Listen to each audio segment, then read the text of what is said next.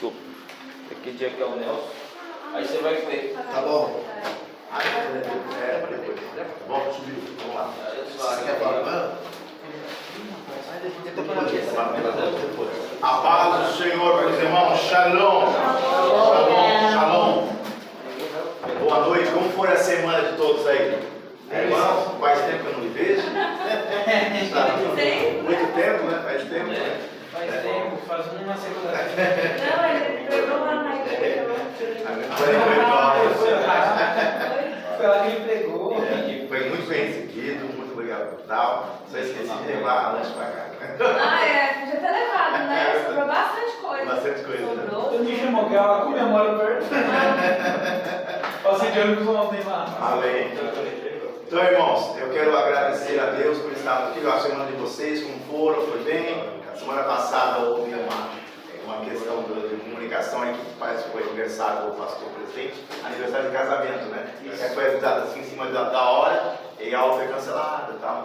Mas não se preocupe que a gente vai refazer, vamos repor essa aula sem prejuízo para ninguém, tá bom? Hoje a gente vai entrar aí numa acelerada, numa matéria muito importante para todos nós. A matéria de Cristologia, que a gente já está nessa matéria, a gente entrou na semana anterior a essa matéria, mas só que hoje a gente vai entrar um pouco mais para a gente definir alguns pontos, porque essa matéria é muito importante para as bases da nossa fé. Cristologia, por quê? Porque quem já ouviu falar que toda pregação tem que ser uma pregação cristocêntrica, ou seja, baseada em Cristo. Verdade? Aí se você vai lá, tudo como tipologia é Cristo. A rocha é Cristo, a semente da mulher é Cristo, né? E vai toda a Bíblia Sagrada vai falando a respeito de Cristo. Tudo que está lá atrás, no Antigo, na Torá, nos profetas e nos escritos, refere-se à sombra da verdade que é Cristo. Hoje a gente não precisa enxergar Deus de uma forma pelo Antigo Testamento. Eu olho para Jesus e vejo Jesus, que é o próprio Deus encarnado, e a gente pode aprender com isso, né? Então essa matéria é uma matéria muito especial, que a gente vai aprender alguns questionamentos. Exemplo, Jesus é Deus? Por quê? Será? Os testemunhos de Jeová dizem que Jesus é um Deus, com letra minúscula, uma criatura, ele foi criado, né? Alguns outros dizem que Jesus é Deus. Outra, ele é divino ou não? Ele é 100% homem e 100% Deus. Como a gente atrelar isso? Ele é primeira, segunda, ele é a segunda pessoa da Trindade. Até um texto que eu coloquei lá, depois a gente vai ver um texto provocativo. Trindade, um mistério, ponto de interrogação, né? E a gente vai entrar por esse conceito aí. Então, ele é a segunda pessoa da Trindade. E aí, também, nós vamos também definir se ele é onisciente, onipresente, onipotente, e que isso tem a ver conosco. E o principal, quem aqui já comprou alguma coisa assim, num contrato de uma casa, pegou a casa e entrou na casa sem ler o contrato? Quem que faria isso? Eu já fiz isso. Sem pegar a casa, você comprar um negócio valioso. Você sabe que o negócio é valiosíssimo, correto? E aí você vai lá, você entra na casa, você não assinou o contrato, você não assinou nada. E aí, de repente, houve alguma coisa. E aí, onde você vai olhar? No contrato. É verdade ou não é? Então, a gente vai entrar nessa matéria de Cristologia, falando sobre uma coisa que todo mundo fez aqui. Acredito que a maioria, como até nós mesmos, quando entramos na igreja. Você alguma vez já leu o credo apostólico da Assembleia de Deus? Inteiro? O credo, você quer o credo apostólico? A gente vai falar sobre isso. Credo apostólico. Credo, o que é o credo? Credo é aquilo que se crê, correto? No ano 325, pode entrar. Mas eu vou falar credo para alguma coisa. Estou querendo aquela hoje ali.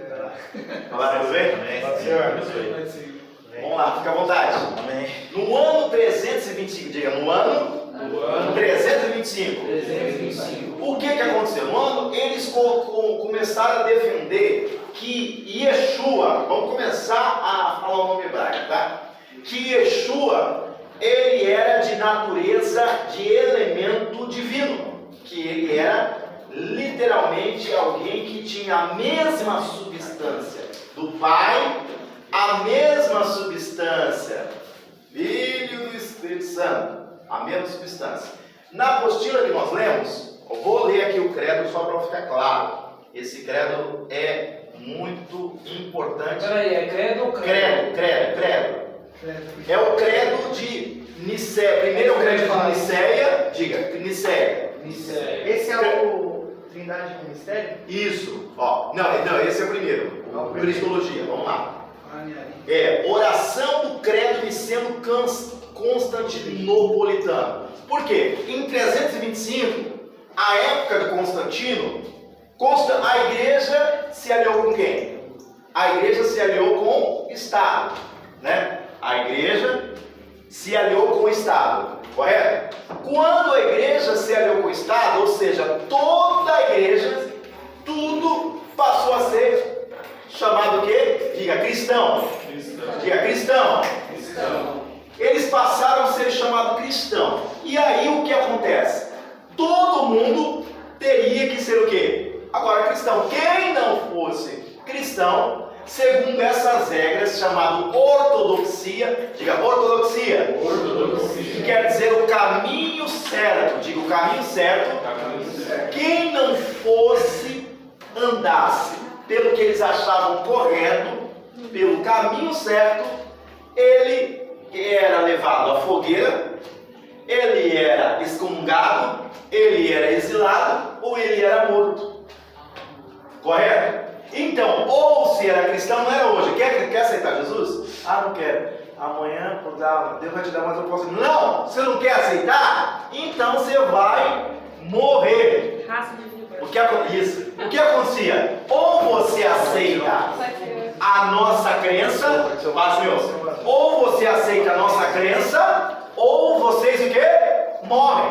Então o que fizeram? Fizeram o dogma, 250 bispos se reuniram e falaram assim: isto é o cristianismo.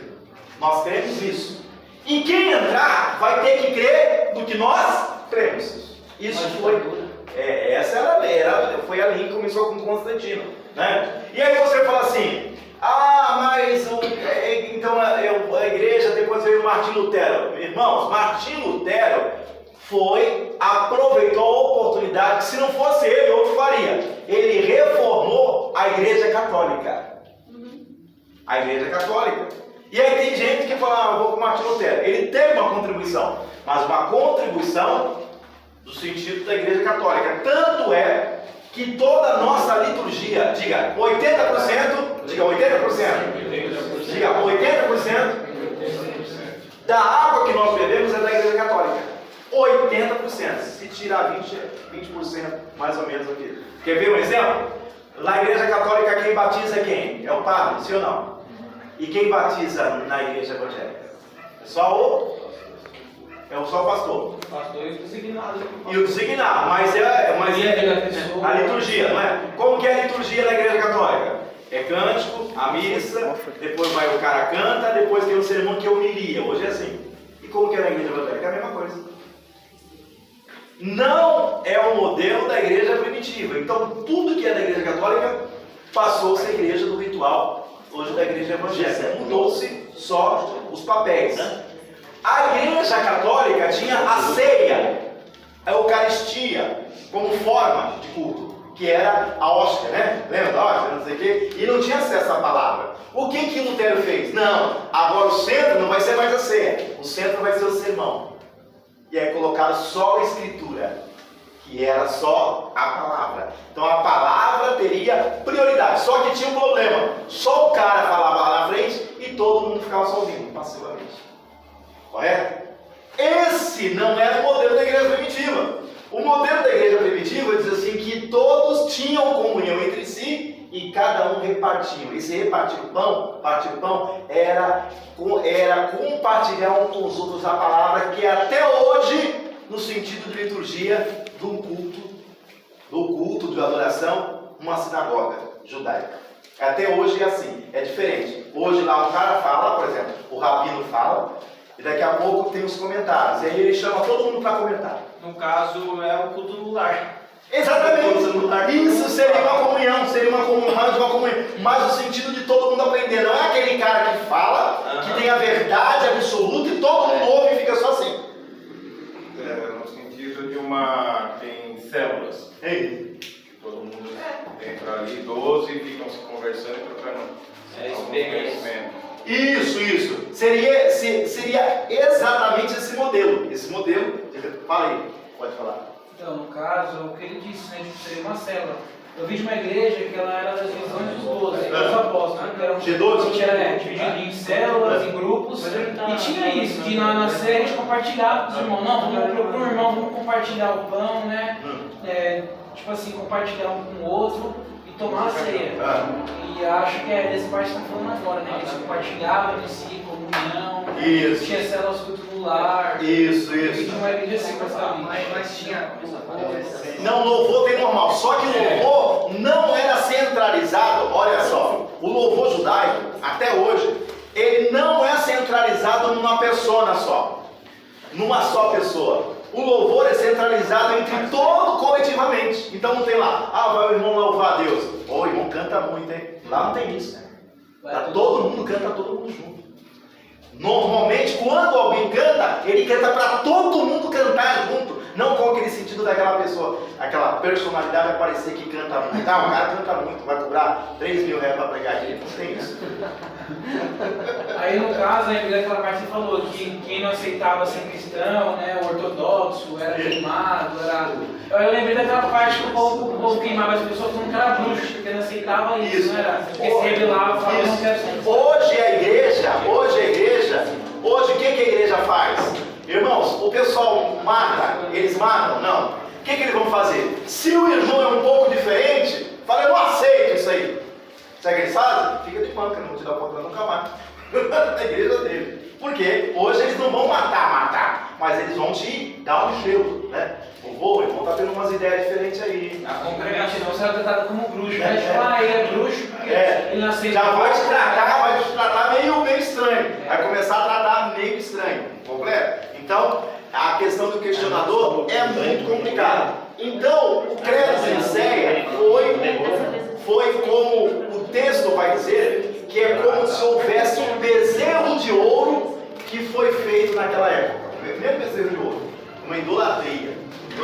Fizeram ali e aceitaram. Então, a partir de então, eles te defendiam em 325, no concílio de Nicéia. Em 381, fizeram o dogma. O que é? Um documento que, a partir de então, todo que se denomina cristão vai ter que ter esse credo. Aí vamos ler o credo. O credo diz assim, creio em um só Deus, Pai Todo-Poderoso, Criador do céu e da terra. Tá aí tudo bem, né? De todas as coisas, visíveis e invisíveis. Lindo, né? Creio em um só Senhor Jesus Cristo, o Filho unigênito de Deus, nascido do Pai antes de todos os séculos. Deus de Deus, luz da luz, Deus verdadeiro, gerado, não criado. Daí tudo bem. Aí começou o problema. Olha a verdade que se torna dizer. Consubstancial ao Pai. Ele está falando da mesma substância do Pai. Ele está falando, ele está comparando como se o próprio Deus, que é Espírito, que está lá em Yohanan 4:24, Deus é Espírito. E importa que os que o adorem em Espírito e em verdade. Ele está falando que a natureza do filho de carne é a mesma natureza de Deus. Isso não é. Jesus ele veio em carne, mas não quer dizer que o Senhor, Deus, teve a mesma natureza.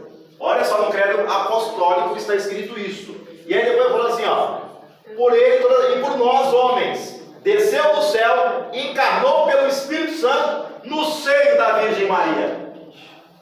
Da Virgem Maria, mas só que para eles a Virgem continua virgem até hoje, mesmo não tendo outro filho. Até hoje ela está virgem. Teve mais. Eles dizem que os filhos que Maria tiveram eram santos e eram primos. Não eram irmãos, essa é a desculpa. Também por nós foi crucificado, padeceu e foi sepultado, ressuscitou ao terceiro dia, subiu aos céus, onde está aceitado à direita de Deus de novo a vir para julgar vivos e mortos. E procede do Pai e do Filho, com o Pai e o Filho é adorado e glorificado pelos profetas. Creio na única igreja, santa, católica e apostólica, para a remissão dos pecados, espera a ressurreição dos mortos e a vida do mundo. O que a igreja evangélica fez? Ela só mudou o batismo, ela só mudou 3 coisas e é o mesmo credo até hoje, há mais de 500 anos. Foi isso que você entrou na igreja e nunca pediu para ler. Pastor, me dá o credo da apóstola da igreja. Estou entrando na igreja sem saber o contrato que eu estou lendo. O mesmo credo apostólico que eu falo. Mas qual é a igreja hoje que tem esse credo? Qual que é? Todas? Não, a cristã. Porque se você chegar em qualquer igreja cristã, não sabe nem o que é isso. Não, ninguém sabe, mas ninguém pede para você colocar. Por exemplo, eu estou crendo, eu estou entrando numa determinada denominação, daquilo que eu creio. Tem um contrato daquela igreja. Exemplo, quer ver? Aqui ele crê que eu sou pré-milenista. Mas tem uma coisa para falar, eu não sou pré-milenista, eu sou milenista. Eu creio que eu vou passar pela tribulação. Correto? Não estou falando no meu caso. Mas eles já determinaram aqui, antes de você entrar, do que eles acreditam. Então você entrou, você tem que acreditar no que eles acreditam. Correto? Exemplo, lá não pode usar calça. Não pode usar calça. Não pode usar maquiagem. Não pode usar não sei o quê. Uso e costume. Se você tiver lá a igreja, acordou que aquilo é certo, se você estiver fora, você está errado, você está em pecado. Porque o que concordar na terra, será concordado no céu. Se você não tem, ou você muda de igreja, ou você está perdido, porque aquela igreja, ela não aceita aquele tipo de situação. Correto? Ela não aceita de jeito nenhum. Quer ver? Uma igreja, R.R. Soares, a Igreja da Graça. Lá você pode, todo mundo pode tomar ceia, na Universal todo mundo pode tomar ceia, qualquer um pode entrar para tomar ceia. Normal.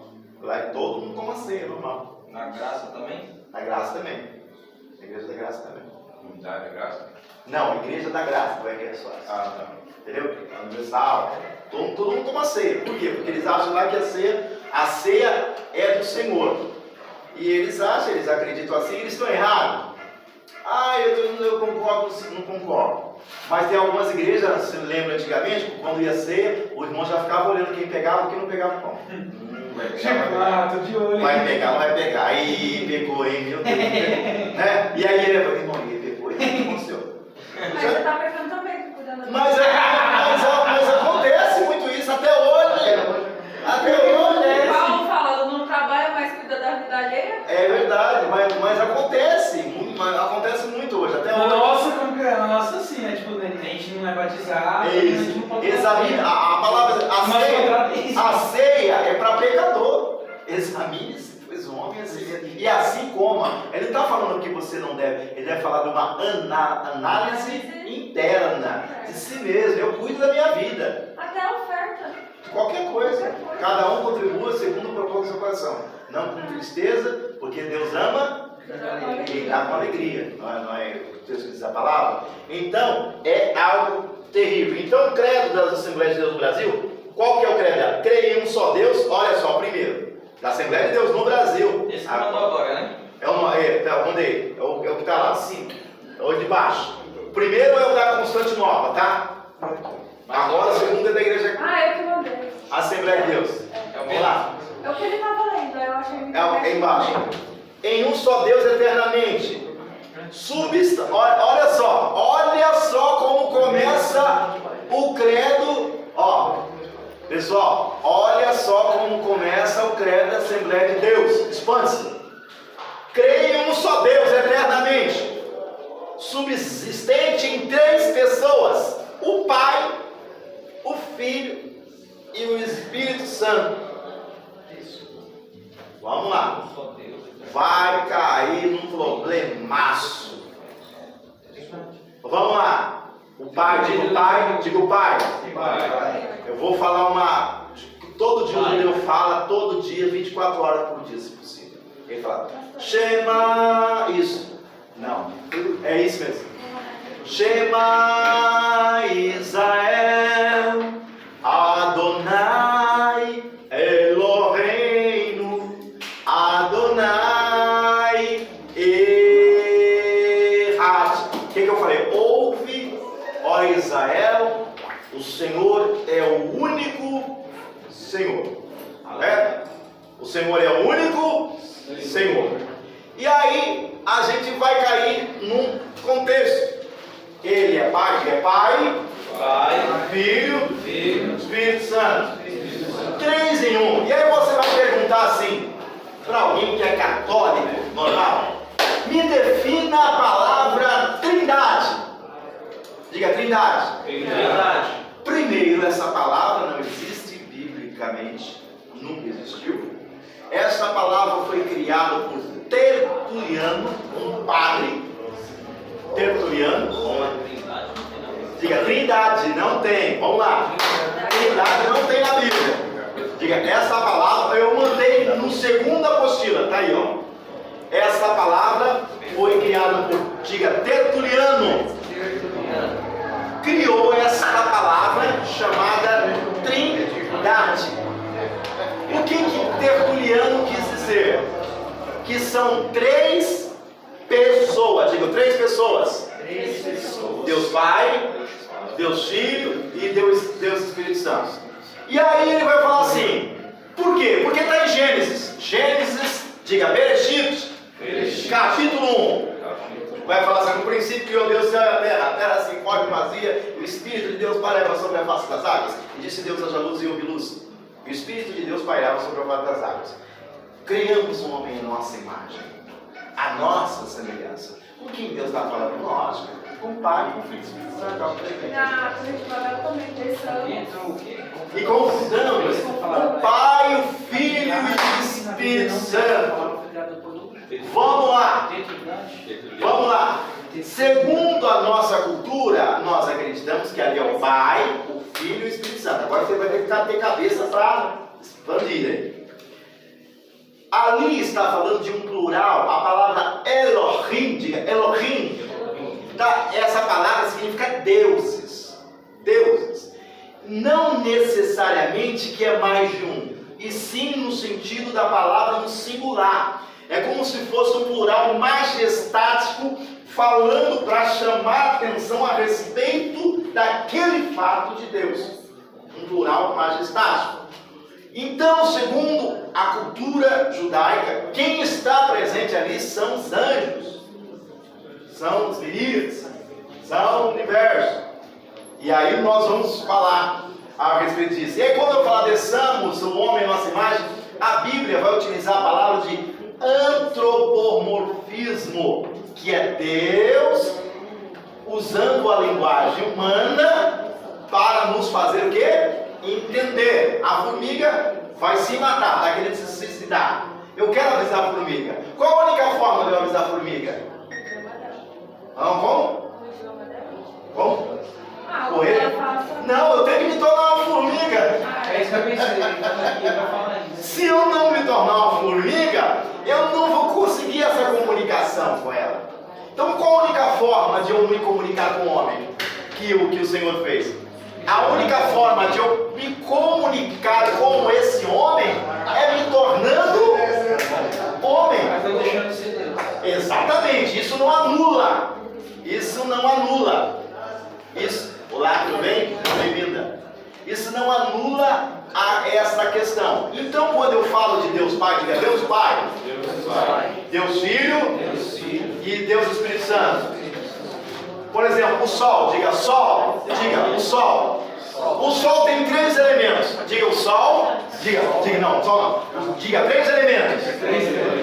O fogo, a luz e o calor. E os 3 são Sol. A água tem 3 elementos: sólido, líquido e gasoso. A água.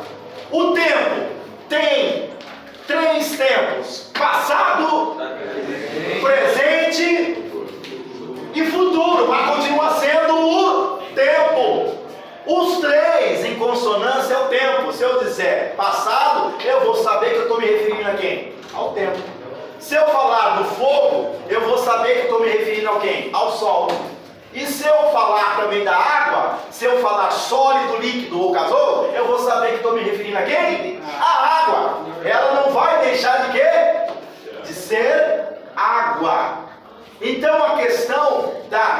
da questão da triunidade dos três, para que fique claro de uma vez por todas, porque os bispos na época, em 325, eles reuniram só gentil, não judeu, não tinha um judeu na época, nenhum. Eles deveriam saber que é dessa forma que funciona. Por exemplo, na trindade que fizeram, que está lá, eles colocaram os três de uma vez só. Só sabe qual é o problema aqui? É que aqui eu não sei quem manda mais, seu pai, seu filho. Quem é que manda mais? Seu pai, o filho ou o Espírito Santo? Se eu pegar pela visão da Igreja Católica, vai me faltar um problema. Qual o problema? A questão de que, quem faz primeiro? E agora? É a vez do pai. E aí eu comecei a inventar. E aí eu falo assim, não, agora antes era a época de Deus Pai, agora depois da época de Deus Filho, agora é a época de Deus Espírito Santo. Né? Então, para ficar claro uma vez por todas, qual que é a questão? Qual que é a questão? Paulo vai dizer sobre isso. Ele vai falar assim, vamos lá, para a gente avançar aqui rapidinho.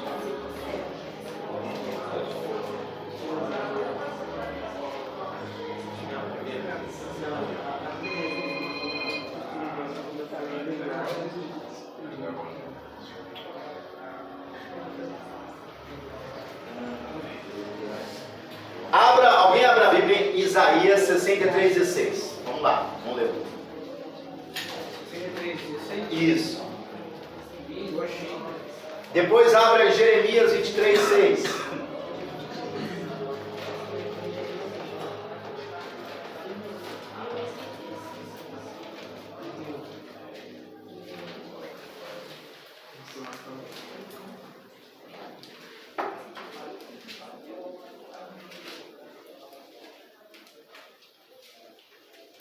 Alguém leu? Fala aí.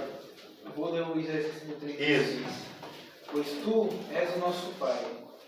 Os nossos antepassados, Abraão e Jacó, não se importam conosco.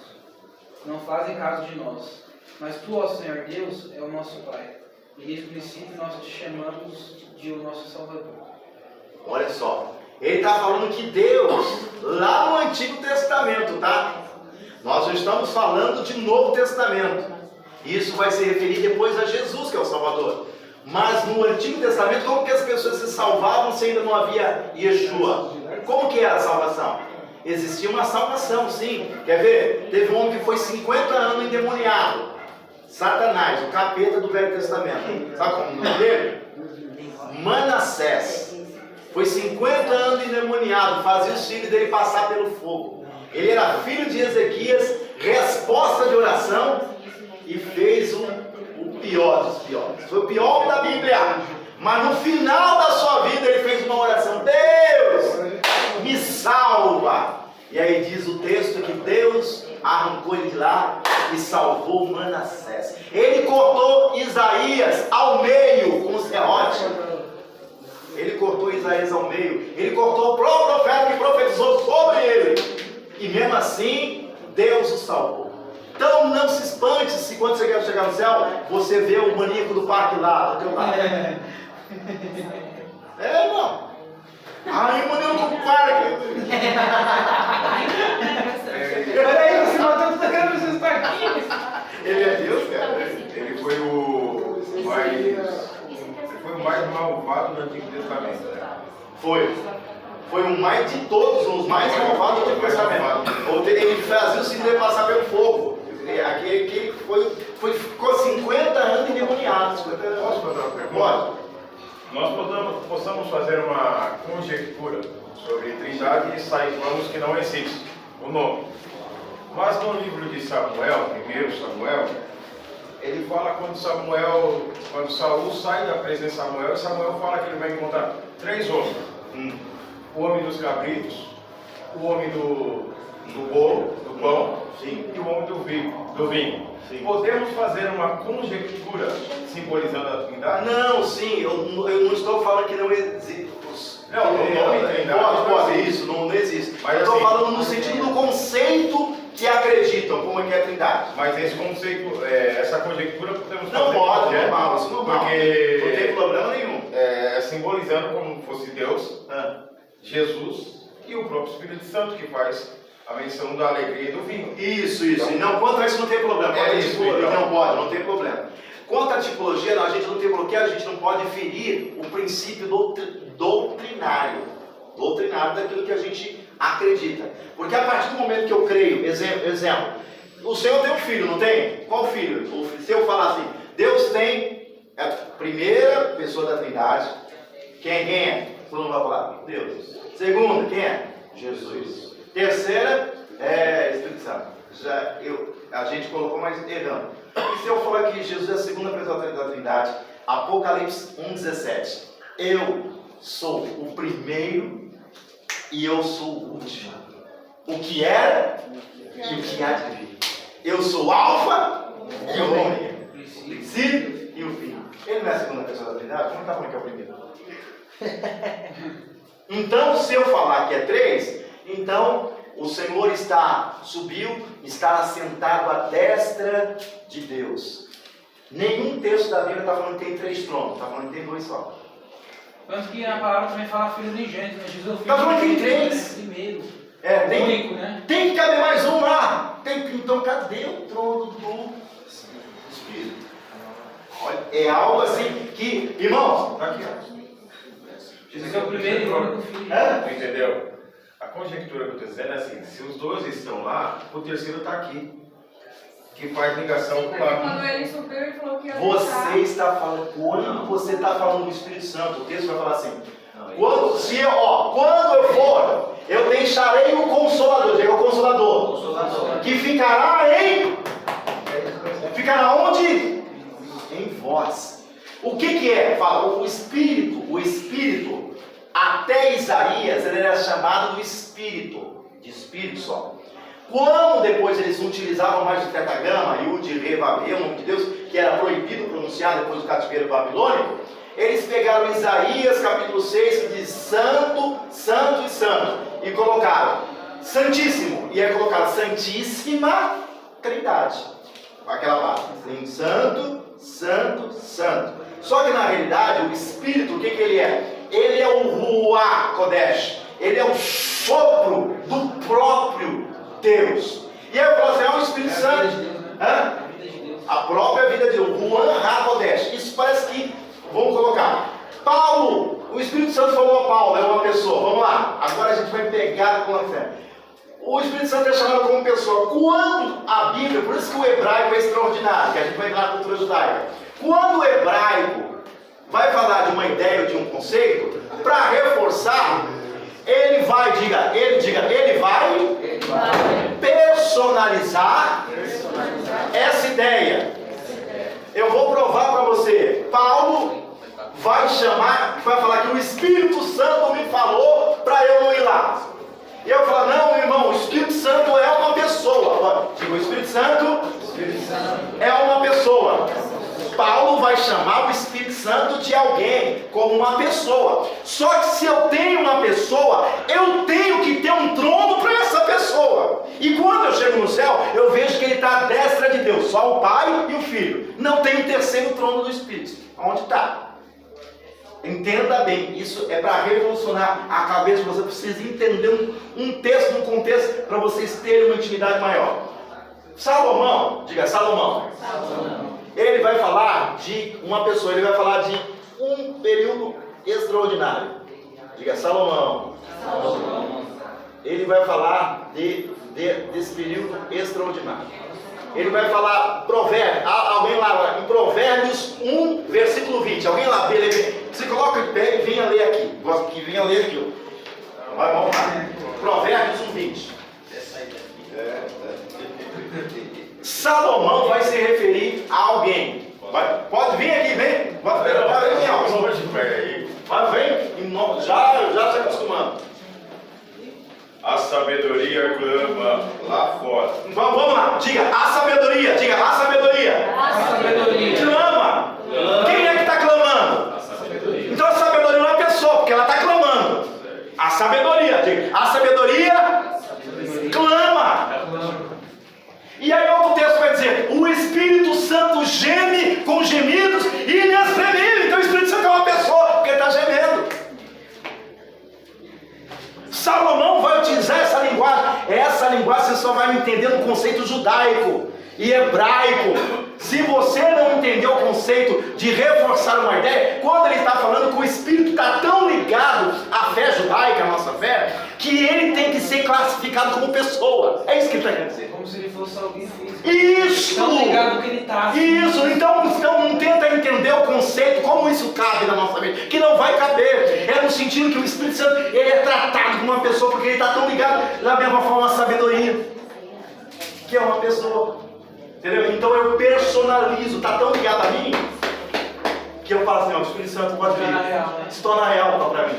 Então você pode ficar, e se não, irmão, se eu tentar colocar para algumas pessoas, cadê o Espírito Santo? Aí eu vou tentar aqui arranjar um trono para o Espírito Santo, eu vou ter que tentar fazer um monte de coisa em referente ao Espírito Santo. Ele é Deus? Ele é Deus, sim! Mas como eu falei, o sol, digo sol, fogo, ele tem 3 anos, diga fogo, calor e, que mais? E luz.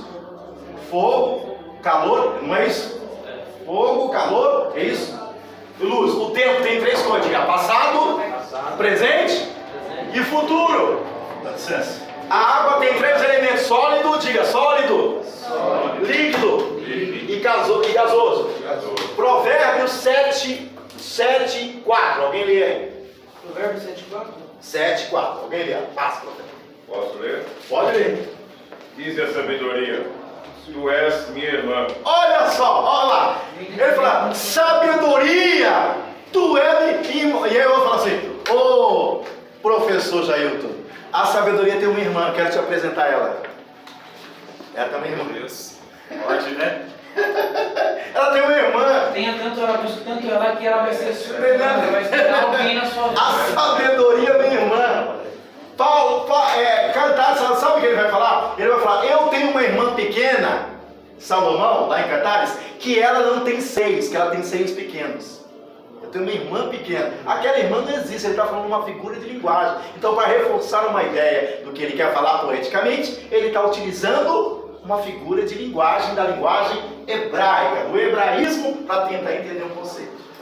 E aí a gente vai acabar com aquela ideia, Deus Pai, Deus Filho, 3 em 1, como que é A, é B, quem manda primeiro. Então a gente tem que entender que na Trindade católica, você não sabe quem manda mais, mas no conceito nosso, correto? A Trindade é como se fosse Deus, diga Deus, é o cabeça do homem. E o homem